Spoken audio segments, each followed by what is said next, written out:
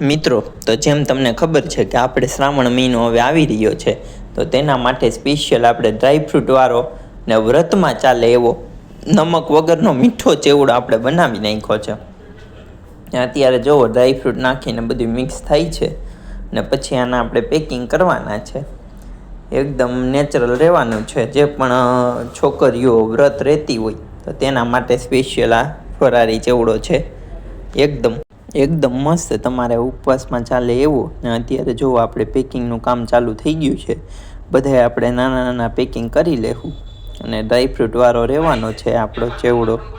ચલો, તો આપણે ફટાફટ આનું પેકિંગ કરી લઈએ અને પછી એને સિલાઈ પણ મારી દઈશું વજન કરીને. આમાં આપણે દ્રાક્ષ ને બધું રહેવાનું છે, સિંગદાણા છે, બટાકાની છલ્લી છે.